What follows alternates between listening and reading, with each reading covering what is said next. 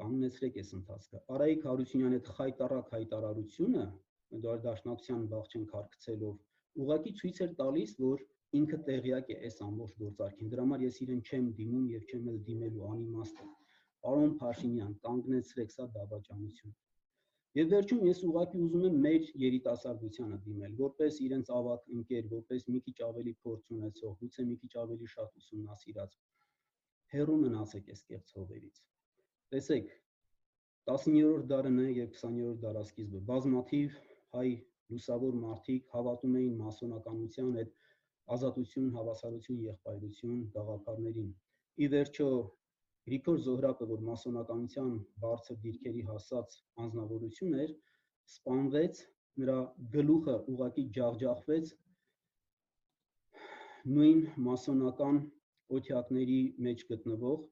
իր մասոն եղբայր Թայլաթի հրամանով։ Հասկանում եք, նույնը տեսեք, շատ ժամանակ չի անցել։ Բազմաթիվ հայեր, երիտասարդ, կրթված, լուսավորյալ հավատում էին համաշխարհային հեղափոխության գաղափարին, ոգևորված գնացել էին եւ արդյունքը ինչ եղավ։ Արդյունքը եղավ այն, որ մենք քեմալա-բոլշևիկյան գործարքի արդյունքում կորցրեցինք Հայաստանի կեսը, 60,000-ից 30,000-ը մնաց, ընդ որում մի մասը Թուրքիային, մի մասը Ադրբեջան եւ այլն, գիտեք, Վրաստան։ Եվ այդ նույն համաշխարհային հեղափոխության գաղափարով ոգևորված մեր հայրենիներից շատերը 37 թվականին իրենց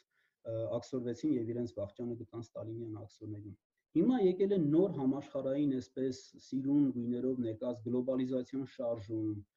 համաշխարհայնացում, բաց հասարակության հիմնադրամ եւ այլն, սա նոր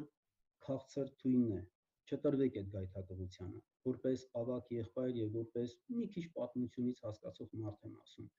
հեռու մնացեք, պատմությունը ցույց է տվել, միակ գոնե այսօր, մինչեւ այսօր ճշմարիտ ճանապարհը ազգային արժեքներին եւ հայրենիքին հավատարմությունն է, լավ եղեք։